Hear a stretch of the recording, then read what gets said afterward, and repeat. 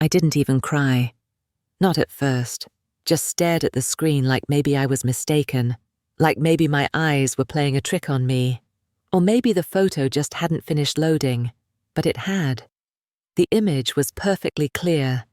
Everyone was there. My mum, my stepdad, my sister in her white lace dress, all cheekbones and curated joy, the bridal party, the cousins, even the neighbor's daughter who once babysat our dog. Everyone was in the photo, except me.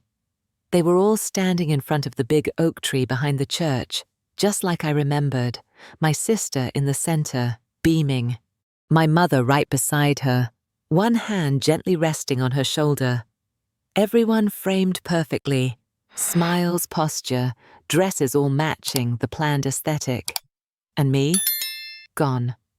Not moved, not blurred, not even standing off to the side. Just gone. My name is Claire Monroe. I'm 34 years old. I live in Austin, Texas, in a small apartment that smells like fresh coffee and old paperbacks. I'm a writer, technically. Mostly freelance blogs, a few ghost-written pieces here and there. Emotionally, though, I'm like bone-deep tired, the kind that doesn't go away with rest. Like I've been quietly shrinking inside myself for years, trying not to take up too much space, trying not to give anyone a reason to cut me out. But they did it anyway. They cut me out, literally, from my own sister's wedding photo. I remember standing there that day, outside the church, my heels sinking slightly into the grass. I remember how the sunlight hit my dress. Not too bright, not too dull. I'd even asked my sister the week before if the color I picked was okay. She'd said yes. She'd smiled. "Totally fine, Claire. You're not in the bridal party. You can wear whatever you want." So I wore navy blue. Simple, fitted. A dress I'd worn once to a charity reading downtown. I thought I looked decent, not stunning, not ugly. Just like me. Apparently that was the problem. It was a Thursday night when I saw the photo. It had just been posted on my sister's Instagram, a carousel of wedding highlights, carefully curated, full of soft filters and Pinterest-worthy lighting. There were 10 photos in total, and I wasn't in a single one. Not even in the background, not even by accident. It wasn't until I clicked on the tag at the bottom, the one that said official wedding photographer, that I found the original version. And there I was, far left, standing next to my cousin Elise. Not smiling, not quite frowning either. Just there, looking like someone who belonged, but only barely. And then I saw the edited version, the one they actually posted, the one where I was cropped out. That was the moment something inside me cracked. Not shattered, not yet, but cracked, like a windshield hit by a quiet stone. I stared at the photo for a long time, longer than I care to admit. Then I clicked on the comments section. Everyone was gushing. "Beautiful family. Perfection. Your mom is radiant. You all look like a magazine ad. Can't believe how classy this looks. Goals." And then, right in the middle of it all, a comment from Mom herself. Had to crop a few out to keep the symmetry, but worth it for the family image. The family image. The words hit harder than they should have. Or maybe, exactly as hard as they were meant to. I didn't comment. I didn't text. I didn't scream. I just stared. Then I got up and made tea. That's what I do when I feel too much. I make tea, like I can steep my grief into something manageable. But the water boiled too loud. The cup burned my hand. I forgot the sugar. And that's when I realized I wasn't just hurt. I was erased. I waited 3 days, 3 whole days before I said anything, not because I wasn't hurt, not because I needed time to cool off, but because I kept trying to convince myself that maybe it wasn't intentional. Maybe it really was just a crop, a photographer's decision, a mistake, an aesthetic choice. Maybe I was overreacting, being too sensitive, just like Mom always said I was, so I didn't text right away, didn't call. I just sat with it, a quiet ache that felt familiar, too familiar, like a bruise I'd pressed before. On the fourth day, I finally called her. It was a Sunday morning. She answered on the third ring, chipper as always, like she'd just stepped out of some Hallmark commercial. "Claire, sweetheart, isn't the wedding album gorgeous? I just got the prints framed. I think they came out so classy." I didn't answer right away, just breathed, too hard, too shallow. She noticed.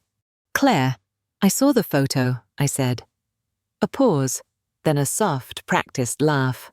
"Oh, honey, don't be dramatic. We had to crop it for symmetry. The lighting wasn't even on the edges. You know how these photographers are. They're all about balance. You mean he cropped me out?" Another pause, then her voice changed. Not cold exactly, but clipped, businesslike. "You weren't part of the bridal party, Claire. It's not that deep. It's not that deep." My throat tightened. "It's the main family photo, Mum. So? I'm your daughter." Now she sighed, long, heavy. The kind of sigh that meant I was making things uncomfortable again.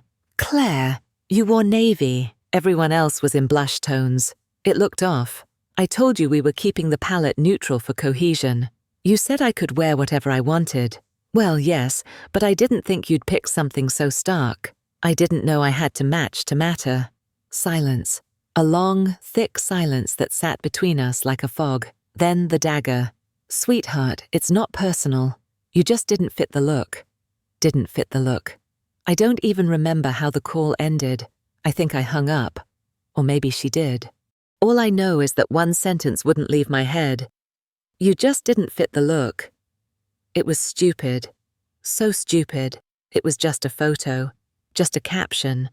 Just a dress code. But it wasn't really about any of that. It never had been. That night I lay awake in bed staring at the ceiling, letting the memories bubble up, the ones I'd pushed down for years. The Christmas card, where I'd been asked to stand in the back because I wore the wrong lipstick. The school recital, where Mom told me not to smile too big because it made my cheeks look round. The birthday photo I wasn't in. Because I'd had the flu, and Mom didn't want to reschedule the shoot. It was always the same pattern. Edit the mess. Polish the cracks. Erase the parts that didn't shine. And apparently, I was one of those parts. The funny thing is, I wasn't even surprised. That was the part that broke me the most. Not the crop, not the caption, but the fact that, deep down, I expected it. I'd felt invisible for so long that being erased felt almost inevitable, like the world had finally caught up with the story my mother always told, that I was too emotional, too intense, too plain, too much, and somehow still not enough. I didn't call her again after that, didn't answer her texts, didn't comment on the photo, but I started writing. Not for a blog, not for money, just for me. In a notebook I hadn't touched in years. The first page was messy, rambling. I wrote like I was choking on the words. But once I started, I couldn't stop. The photo was just the spark. The fire had been waiting. She always had a way of making me feel wrong, like I'd misread the moment, like I'd said too much, or not enough, or smiled the wrong way, at the wrong time, in the wrong dress. It wasn't cruel, not in the ways people recognize. She didn't yell, she didn't hit, she didn't call me names, she just adjusted me. Softly, constantly, like I was a painting she couldn't quite finish. I was maybe 8 the first time I felt it. We were taking family photos in front of the fireplace. I'd picked out my own outfit, a light green sweater I loved, with little silver stars on the sleeves. My hair was in pigtails. I thought I looked cute. Mom took one look and frowned. "Green. Really, Claire?" I hesitated. "It's my favorite." "It clashes with your sister's dress," she said, already pulling a navy cardigan from the hall closet. "Just wear this instead, okay? Let's not make it difficult." Difficult. I remember that word echoing in my chest, like a verdict. After that, I started checking. Every outfit. every tone of voice, every facial expression, double-checking myself before walking into any room where she was. Sometimes she'd smile and say, "Good girl." Sometimes she'd look me up and down and sigh. But the worst was when she said nothing at all. Just that look, that split-second flick of her eyes, like she'd already decided I was off-key and not worth adjusting anymore. It was never about how I looked, really. It was about how I reflected on her, how I ruined the image she wanted to project. If I cried in public, I was embarrassing. If I spoke my mind, I was being dramatic. If I sat too quietly, I was moody. I learned how to flatten myself, smile, but not too wide, speak, but not too passionately, dress pretty, but never prettier than my sister. That was another unspoken rule. Laura, my younger sister, was the golden one, the soft one, the photogenic one, as Mum liked to say. And to be fair, Laura was beautiful. Still is, blonde, graceful, always knowing what to say. We weren't close growing up, not because we fought, but because there was always a silent space between us, curated by Mom herself. If I got an A, Laura got an award. If I won a poetry contest, Laura's dance recital got more applause. She didn't even mean to overshadow me. She just fit. She was easy to love and easier to photograph. There was one time, I think I was 15, when I wrote a short story that got published in the local teen magazine. I was over the moon. I printed it out, highlighted my name, ran into the kitchen to show Mom. She glanced at it and said, "Oh, that's nice, sweetie. Can you set the table before Grandma gets here?" That was it. No hug, no pride, just forks and spoons. 2 hours later, Laura showed everyone her new prom dress, and Mom cried. Actual tears. "I just can't believe how grown up you look," she said, dabbing her eyes. I was standing right there, still holding the magazine. I think that was the day I stopped expecting applause, or recognition, or room. I just stopped, expecting, because it hurt less than hoping. So when I saw that wedding photo, when I saw myself erased from yet another perfect family moment, it wasn't surprising. It was confirmation of what I'd always suspected, that I was never meant to be part of the picture to begin with. After the wedding, I didn't hear from them for weeks. No check-in texts, no thank you note, no glad you came, just silence. Like the photo had become the official record of that day, and since I wasn't in it, I didn't exist in the memory either. And maybe that was easier for everyone. I spent those weeks in a kind of quiet fog, working during the day, copy for skincare brands, bios for realtors, the usual uninspired stuff, making dinner for one, taking long walks just to move my body and remind myself I had one, and writing, always writing, mostly at night, mostly by hand, like I could bleed the ache out through a pen. I started a new journal, leather-bound, stiff from disuse. The first page said, "If they won't see me, I'll draw myself in." I didn't really know what that meant at the time, but it felt true. It felt like something my bones had been waiting for me to say. Sometimes I'd think about calling Laura, not to confront her, not even to ask why she didn't say anything about the photo, but just to hear her voice, to ask if she saw me, if she remembered I stood beside her that day, if she remembered I brought her the earrings she forgot, tied them to her bouquet with trembling hands.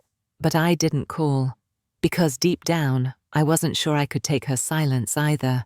There was a moment, maybe 2 weeks after the wedding, when I sat on my bathroom floor at 1 a.m., clutching a towel like it might anchor me. No music, no lights, just the sound of my own breath and the hum of the fridge in the next room. I wasn't okay, but I didn't know how to say that out loud anymore. People talk about emotional neglect like it's a dramatic thing, like screaming matches, like being told you're worthless to your face. But for me, it was more subtle than that. It was being invisible. Not unloved, exactly. Just unseen. Like I could vanish from a room and the air wouldn't even shift. And that wedding photo? It was proof. proof that I was right to feel like I didn't belong. Proof that my instincts weren't wrong. Proof that the way I'd been treated wasn't just in my head. It was there, in pixels, in public, in everyone's comments, calling it perfect. And maybe that's why it hurt so bad. Because even when I was there, I wasn't really in it. But something shifted in me that night, on the bathroom floor. It was small, quiet, but real. I picked myself up, washed my face, sat back down at my desk, and wrote, "I don't need to fit someone else's frame to prove I was real." It wasn't angry, it wasn't pretty, but it was mine. Writing does something strange to your memory. You start with one scene, one feeling, one frozen moment you thought you buried for good, and then the rest come rushing in. Memories you thought were long gone, or at least edited out. It started small, a birthday party. I must have been 6. There was cake, streamers, a pink dress with itchy sleeves. Laura had thrown a tantrum because she didn't want to share the attention. So Mom handed her the knife to cut my cake. I remember watching it, her tiny hand on the handle, the grown-ups laughing, my name sung but not really felt. "It's just easier this way," Mom had said. And just like that, the celebration wasn't mine anymore. Another memory, the 5th grade art fair. I made a sculpture of a tree out of wire and clay and too much glue. I was so proud. I remember holding Mom's hand, walking her to my table, but her eyes scanned the room like she was looking for someone else. When she saw Laura's painting, pastel flowers on a canvas, she lit up. "Now this is art," she'd said. I didn't say anything. I just stood there, next to my bent, lopsided tree. Later that night, I tried to throw it away. And then there was the big one, the memory I hadn't let myself touch in years. High school, junior year. We were doing family interviews for a psychology project. Each student had to record a 10-minute video describing their family dynamic, who we were, what we stood for. I asked Mom if she'd sit with me for mine. She hesitated, then smiled and said, "Maybe Laura would be better. She's more camera ready." So I interviewed Laura. She talked about our holidays, our traditions, Mom's strength, our closeness. I smiled through it, nodded at all the right parts. And when it was over, I edited the footage, cropped myself out of the frame entirely. I didn't even realize I'd done it until now. Until sitting here, years later, staring at a different kind of crop, realizing I'd learned to do it to myself long before anyone else did it to me. I was always editing myself out of my own story, just to make everyone else more comfortable. That realization didn't come with fireworks. It came like a slow drip. A steady ache in my chest. Like grief, but deeper. Like grief for a version of me that never got to be known. And suddenly, I wasn't just angry at them anymore. I was angry at me. For shrinking. For agreeing. For letting myself be erased so many times that I started doing the erasing on their behalf. But there's something oddly empowering about anger like that, the kind that's not a tantrum, but a reclamation. I picked up my pen, turned to a blank page, and wrote one sentence. This time, I stay in the frame. It didn't fix anything, not yet, but it felt like a beginning, a real one. Not the kind they approved, not the kind they curated, but one that started with me. She called me finally. It was a Tuesday afternoon. I was folding laundry, my worn-out jeans, the same sweater I always wore when I didn't want to be seen. Her name lit up on my phone screen like a dare. For a second, I thought about letting it ring, just watching her name fade into silence, the way I had so many times in my life. But I answered, not because I wanted to, because I needed to know what version of the story she was going to tell this time. Her voice was clipped, polished, the same tone she used at PTA meetings or charity events. Claire, not hi, not how are you, just my name like a warning. I assume you're upset. Not a question, a statement, a formality, like she was handling PR damage, not speaking to her daughter. "I saw your little blog post," she added. I blinked. I hadn't posted anything publicly, just one anonymous entry on a healing forum. No names, no locations, but I should have known. She always had a way of sniffing things out when control started slipping. "I didn't name you," I said quietly. "You didn't have to," she snapped. "It was clearly about us, about me." I waited, let the silence stretch, thick and uncomfortable. Then, "Did I say anything that wasn't true?" Another pause, a long one. I could hear her breathing on the other end, tight, shallow. "You always twist things to make yourself the victim, Claire. That's the real problem. You never see the full picture." That irony almost made me laugh. You never see the full picture. "Maybe because I keep getting cropped out of it," I said flatly. She sighed. That long, heavy sigh she always used when I refused to go along with the script. "Look, I don't have time to coddle you through every little emotional spiral. Your sister just got married. That day wasn't about you." "I never said it was. But you made it about you." "No," I said calmly now. "I just noticed that you erased me, again, and this time, I didn't let it slide." She went quiet again. I could almost hear her recalibrating, figuring out how to regain the upper hand. Then she said, "You really want to keep painting this picture of being the poor, neglected daughter. You think strangers on the internet will fix your self-esteem?" I closed my eyes, took a deep breath, and said something I'd never said to her before. "I'm not asking to be fixed. I'm asking to be seen." There was silence, and in that silence, something shifted. Maybe not for her, but for me, because for the first time in my life, I didn't flinch. I didn't apologize. I didn't try to make it easier for her to misunderstand me. Eventually she said, "I have to go." Of course she did. "I know," I whispered. And just like that, the line went dead. I didn't cry, not this time. Instead, I picked up my pen, turned to a fresh page, and wrote, "That conversation didn't heal me, but it didn't break me either. And that's new." That night, I sat on my balcony with a cup of tea I didn't really want. The sky was a muted grey, that in-between colour that always made me feel like the world was holding its breath. I wrapped a blanket around my shoulders and watched the city move below me. Headlights, motion, people going places. Places they felt they belonged. And I started wondering, what if I was never supposed to belong there? Not in that family, not in that photo, not in their idea of who I was supposed to be.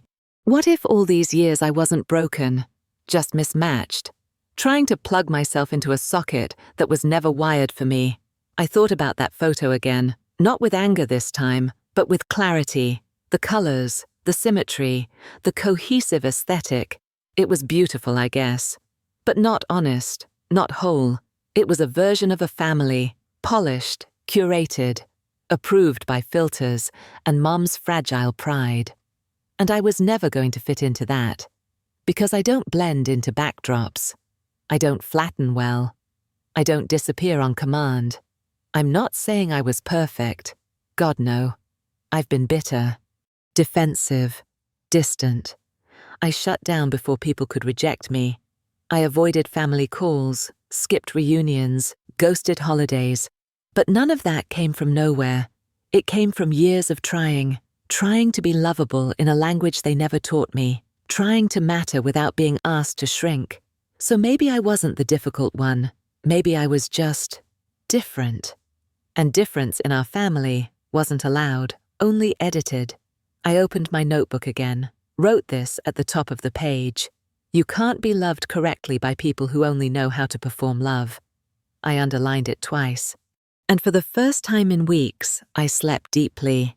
No dreams, no rehearsals of things I wish I'd said, no images of a photo that didn't include me. Just rest, real rest, the kind that comes when you stop begging to be seen and start seeing yourself. It didn't happen all at once. No big epiphany, no movie montage glow up. Just a shift, a slow, quiet turning. Like a door in my chest creaked open, and I let some air in. I was brushing my teeth, of all things. It was a Tuesday morning, ordinary, forgettable. I caught my reflection in the mirror, hair messy, eyes still puffy from sleep. And for some reason, I didn't wince, I didn't scan for flaws, didn't pick myself apart, didn't hear her voice in my head saying, "You should wear concealer." I just looked at me, unpolished, unedited, here, and something in me softened, just a little, just enough to notice. Later that day, I passed by a boutique I usually avoided, one of those pretty places with candles burning and soft indie music playing. I walked in, not to buy anything, just to be in a space that felt intentional. I ran my hand across linen dresses, held a tiny ceramic bowl shaped like a seashell. The woman behind the counter smiled at me like I wasn't in the way, like I didn't have to prove anything to exist. I smiled back, and for some reason, my eyes welled up. I had to blink fast, because the kindness felt foreign, almost too much. But I stayed. I stayed for 15 whole minutes, didn't rush, didn't apologize for lingering. And when I left, I bought the seashell bowl. Not because I needed it, but because I wanted one small thing in my home that reminded me of softness. That night, I placed it by my desk, put 2 rings inside, both cheap, both mine. And beside it, I wrote another line in my notebook. I deserve to be held, even if only by small things. The next morning, I woke up and checked my email. A message was waiting from a woman I didn't know. She'd read something I posted, anonymously, in the healing forum. She wrote, "Thank you. I thought I was the only one who felt erased. Your words made me feel visible." I read it twice, then again, and again, because for the first time in my life, someone I didn't know saw the real me and didn't look away. Maybe this is how it begins. Not with grand gestures, not with forgiveness in flowing script, not with families holding hands around a dinner table, but with strangers, saying, "Me too."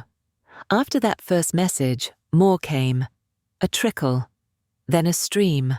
Comments, emails, private DMs, women writing from all over. Ohio, Toronto, Melbourne, Kansas. Different accents, different lives, but the same ache. My mother always said I ruined pictures if I didn't smile right. I got cropped out of my brother's graduation shots because I wore black. She told me I didn't fit the vibe. I was 13. Thank you for putting it into words. I never could. I didn't know what to do with the weight of their stories. Some of them cracked me open. Some of them made me want to scream.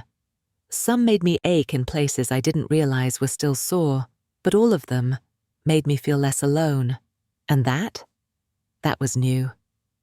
I started replying, not like an expert, not like someone who had all the answers, just as Claire, the girl who'd once stood outside a church in navy blue, trying not to look too out of place, too noticeable, too wrong, now saying, "You weren't the problem. You deserve to be in the photo. I see you." And the more I wrote, the lighter I felt. Not because the pain vanished, it didn't, but because I stopped dragging it through silence. One night, I shared a short excerpt from my journal on social media, publicly this time. It said, "Erased people don't disappear. We write ourselves back in." It got shared. Not by the hundreds. I'm not viral. But enough. Enough to know the message found who it needed to find. Maybe I didn't need my family to post a correction. Maybe I didn't need an apology that was never coming. Maybe I didn't need to be re-added to the photo. Because I was building something better. A space where I didn't have to be resized, filtered, or explained. A space where the unedited version of me was enough. And maybe, just maybe, that was the real beginning. The photo still exists. They didn't take it down. It's still framed on my mother's living room wall. Balanced, perfect, aesthetically correct. And I'm still not in it. But you know what? That's okay. Because for the first time in my life, I don't need to be. I used to think being cropped out was the deepest kind of rejection, proof that I was forgettable, unworthy, unlovable. But now I see it differently. Now I understand. The people who need you to shrink in order to love you were never loving you to begin with. That photo is not my story. It's theirs. It's their version of reality, one they had to tidy, trim, and retouch just to bear looking at. But me, I'm learning to look at the whole picture. Blurred corners, bad angles, messy edges, and all. I'm learning to keep the parts of myself they tried to edit out. And no, I don't have a happy ending. Not yet. My mother hasn't called back. My sister hasn't apologized. The family still posts holiday pictures without me, but I'm not waiting for them anymore. I'm not knocking on the door with my heart in my hands asking, "Can you make space for me now?" Because I've made space for myself. In my pages, in my voice, in the quiet corners of this world where real things grow, they can keep their curated smiles, their perfect lighting, their symmetrical little lies. I don't need them to see me anymore. I see me, and I didn't disappear. I never did. She texted, not called, not knocked on my door, not asked if I was okay, just a message. It came 3 weeks after the wedding, 2 weeks after the photo showed up online, and 9 days after I stopped pretending it didn't bother me. The text read, "I didn't know you weren't in the photo until I saw it on Facebook. Sorry if it hurt you." That was it. No hey. No, "I've been thinking about you." No, "I should have said something earlier." Just a flat packaged line, like an email from a customer service bot. I read it twice, then a third time. I stared at the little grey bubble like it might expand, reveal some deeper meaning, some evidence of actual remorse, but it didn't. It just sat there, passive and weightless, like the message itself wasn't sure it wanted to be read. I didn't reply, not because I was being dramatic, but because I didn't know how to answer something so hollow. Was I supposed to say, "It's okay"? Because it wasn't, and I wasn't. Truth is, I used to think Laura and I were close. Maybe not best friend close, but sisters who get each other in a crowded room kind of close. We used to share secrets, sneak Oreos into our rooms, and whisper about our mom's impossible standards. She once told me she wanted to run away and live in a treehouse, and I said, "Okay, but only if I get the top bunk." We laughed for hours. That version of us feels like it belonged to someone else. Someone smaller. Someone who still believed loyalty could survive the pressure of being Mom's favorite. When Laura was 13 and started getting pretty, everything changed. Suddenly she wasn't just my sister, she was the image. Mom bought her dresses I wasn't allowed to touch. Let her skip chores, told her she had natural poise. And me? I became the background noise, the reliable one. The, "you'll get your turn eventually girl," only eventually never came. So no, I didn't want her apology. Not like that. Not stitched together with just enough softness to say, "Don't be mad," but never enough to say, "I failed you." I thought about replying. I even typed out a few things. "You knew. I wasn't just cropped out of the photo, I was cropped out of your life. You let her erase me. You didn't blink." But I deleted each one. Because none of them felt right. Because sometimes silence is louder than fury. I set the phone down, let my chest ache without rushing to fix it. And I sat there, in my too quiet apartment, wearing a sweater that smelled like sleep and resignation. I didn't want to feel this hurt anymore, but I also didn't want to pretend I didn't. Somewhere between 2 a.m. and the first birds chirping outside, I wrote in my journal, "Apathy is not the same as peace. Peace doesn't lie to you and ask you to stay small. Apathy does." I wasn't apathetic anymore, and that was something. We were close.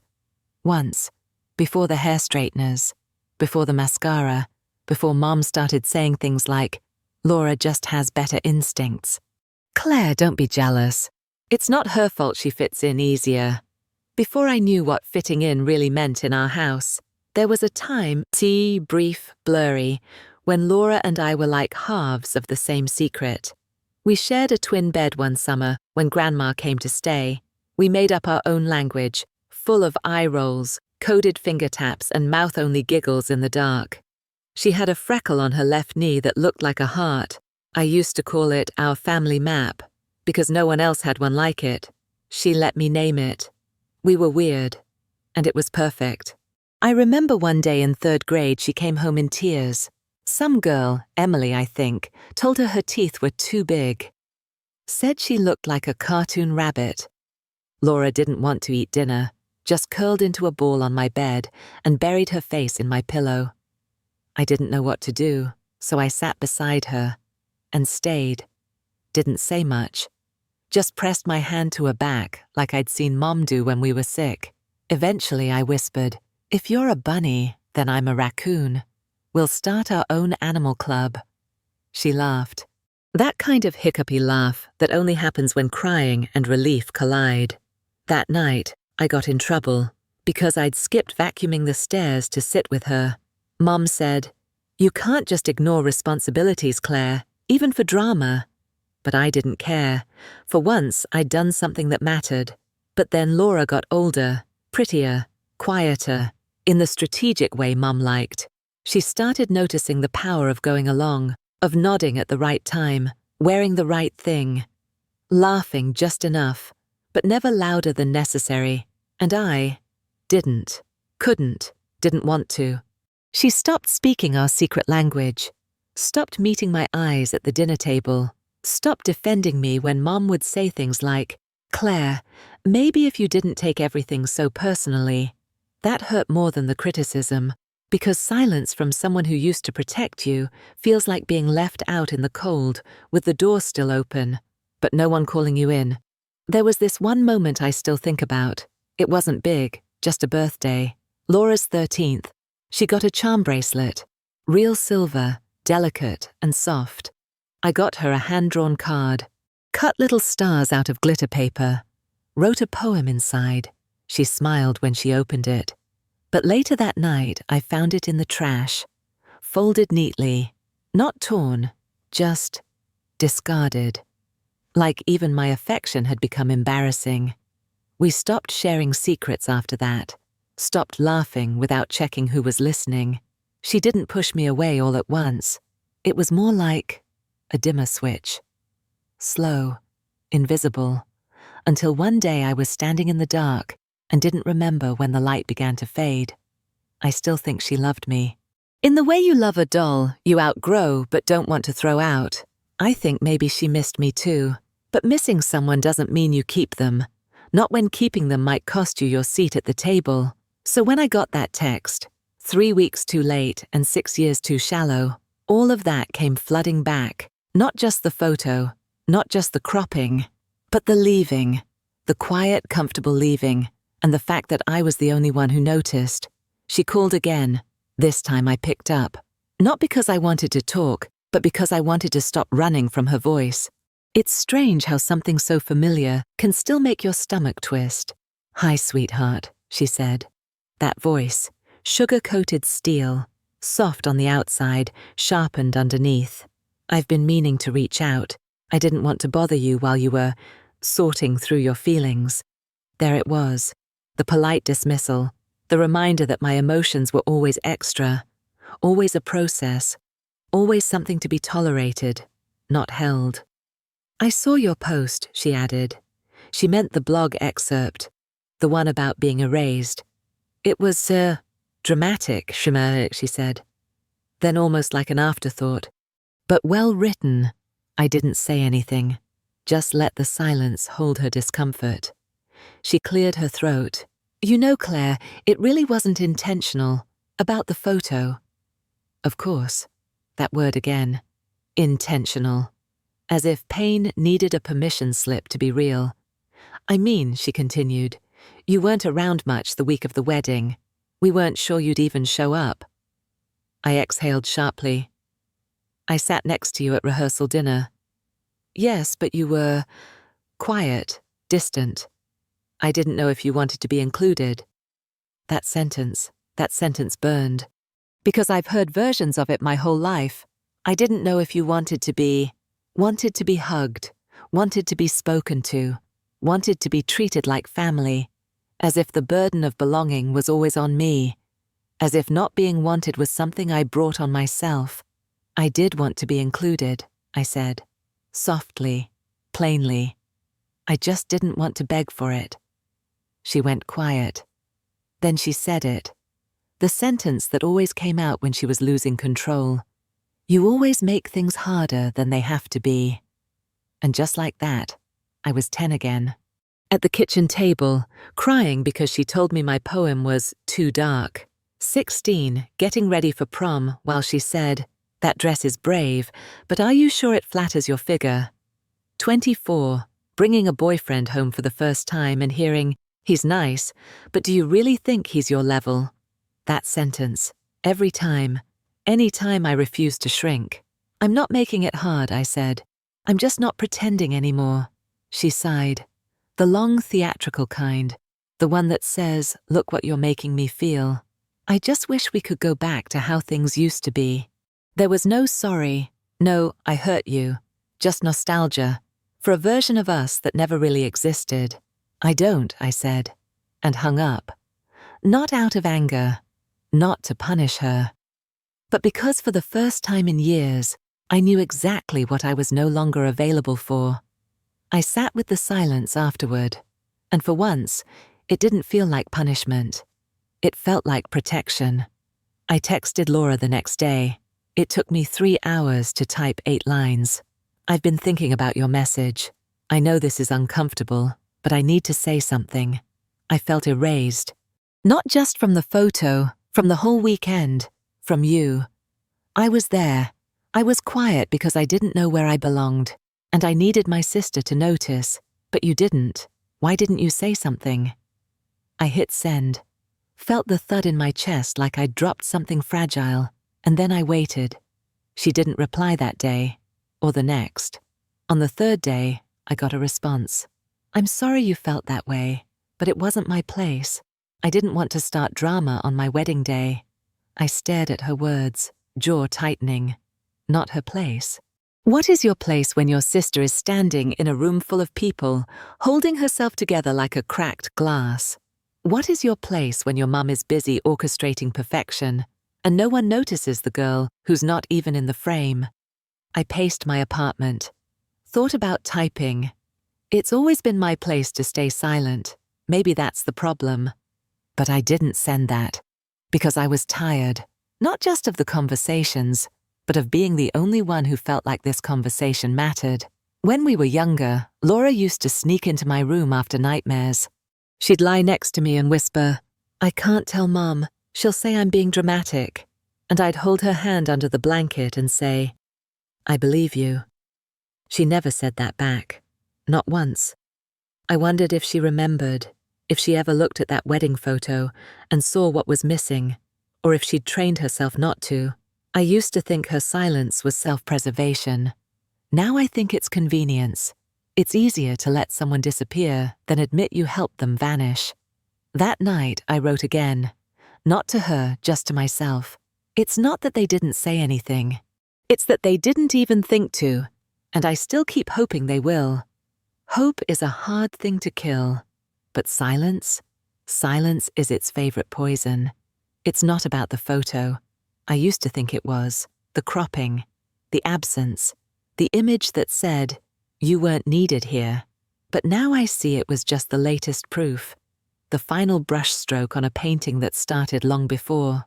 It's about sitting at the dinner table as a kid and hearing Mum say, "You're too sensitive, Claire." Every time I cried when someone interrupted me, every time I pointed out how she always took Laura's side. It's about the parent-teacher night I won an award for creative writing, and she didn't show up. Said she had to stay late at work. But later I saw her receipts on the kitchen counter.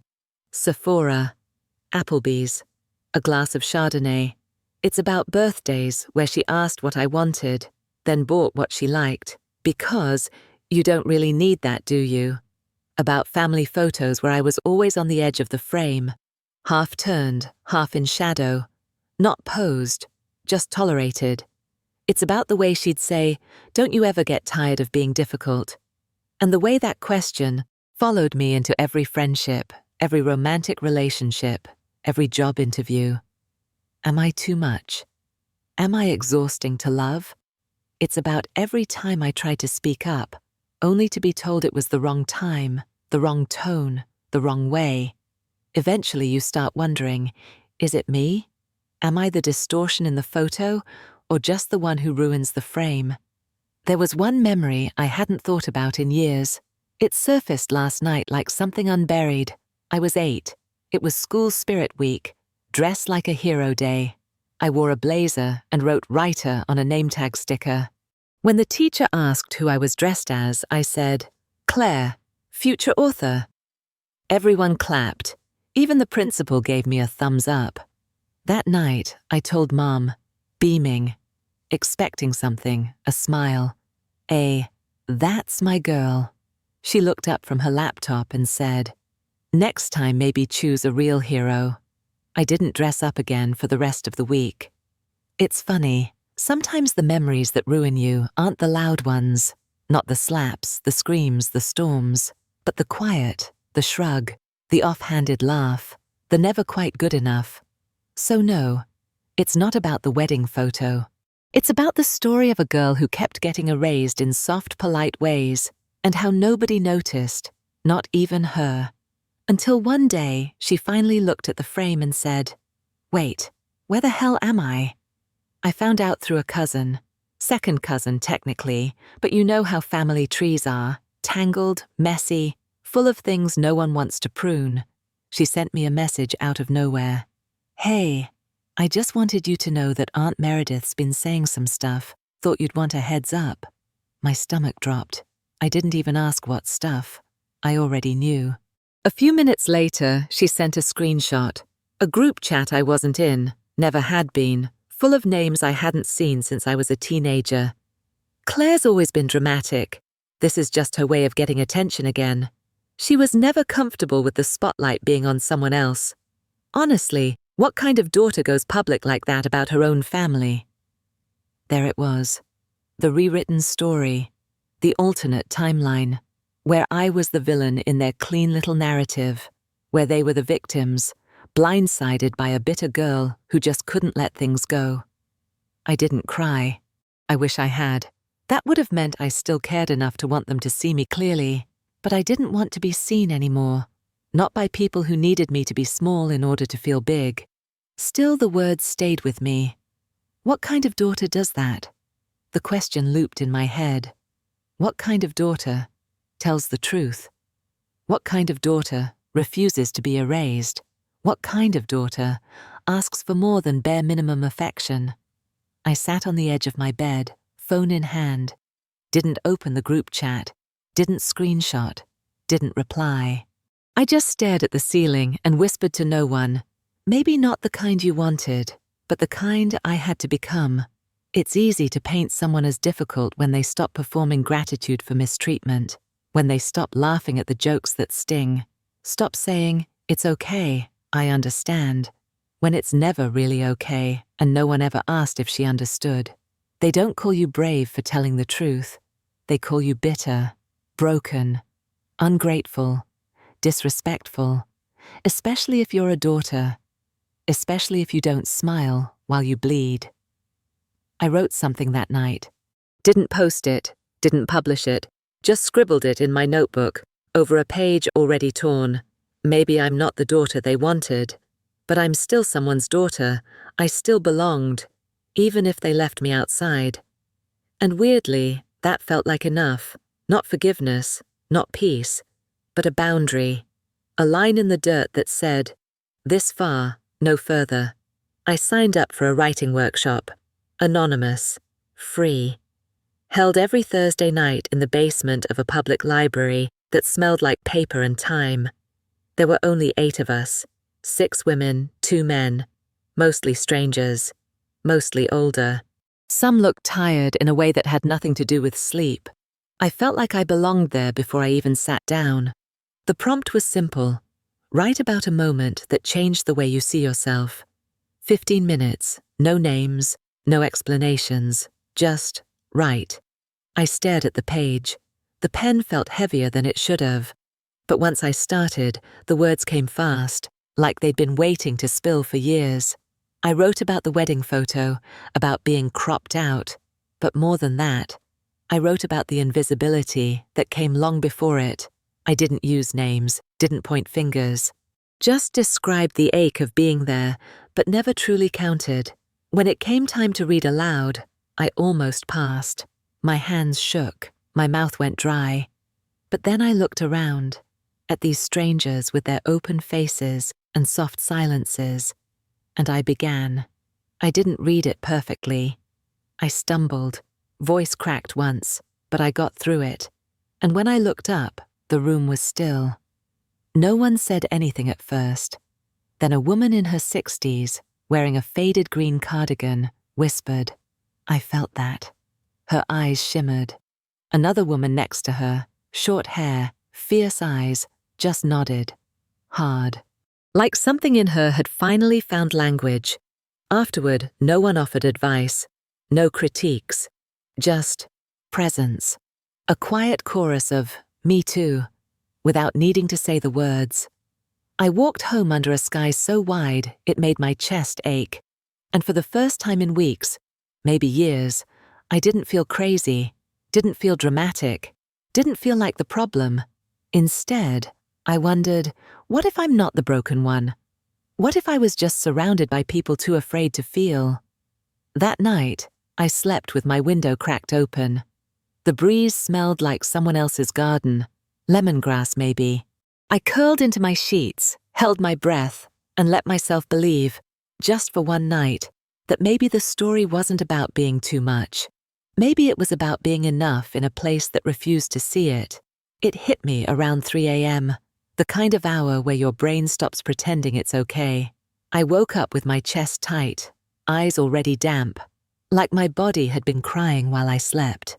I sat up, pulled the blanket around me like a shield, and whispered into the dark, why do I still want them to choose me? I've read the books, listened to the podcasts, written the affirmations on post-it notes stuck to my mirror. You are worthy. You don't need their approval.